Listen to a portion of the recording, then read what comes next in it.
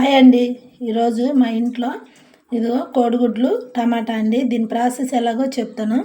టమాటాలు మంచిగా 5-6 తీసుకొని కడిగేసుకొని ముక్కలు కట్ చేసుకొని పక్కన పెట్టి 2 ఉల్లిపాయలు కట్ చేసుకొని ప్లేట్లో పెట్టుకొని పొయ్యి మీద బాండి పెట్టేసి దాంట్లో ఆయిల్ వేసి కొంచెం జీలకర్ర ఎండుమిరపకాయలు పచ్చెనపప్పు మినపప్పు ఆవాలు వేసి మంచిగా వేగిన తర్వాత ఉల్లిపాయలు వేయండి.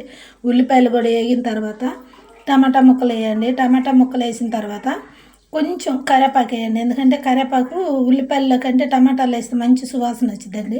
కొద్దిగా కరివేపాకు వేయండి. మంచిగా మెత్తగా వాటర్ పోయకుండా మెత్తగా మగ్గిన తర్వాత కొంచెం ఉప్పు కారం పసుపు ఇవన్నీ సరిపడా వేసుకోండి. వేసుకొని కొద్దిసేపు పచ్చివాసన పోయిన దాకా మగ్గనిచ్చి కొద్దిగా వాటర్ వేసుకోండి అనుకువగా ఉండటానికి.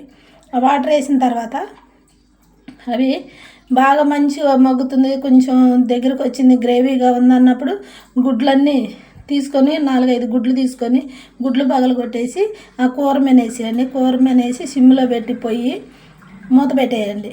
ఆవిరికి ఉడికి ఇదిగో ఇలా అయ్యిద్ది.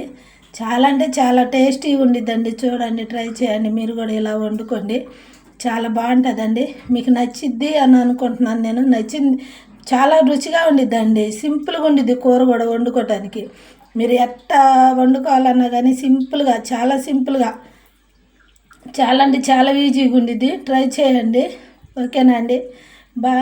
నా ఛానల్ని సబ్స్క్రైబ్ చేసుకోండి, లైక్ చేయండి, షేర్ చేయండి, కామెంట్స్ పెట్టండి, ఓకేనా. దీని మీద లాస్ట్ని దించేటప్పుడు కొంచెం కొత్తిమీర వేసుకొని దించేసుకోండి. చాలా అంటే చాలా టేస్టీగా ఉండిద్ది. ట్రై చేయండి, బాగుంటుంది. బాయ్ బాయ్ అండి.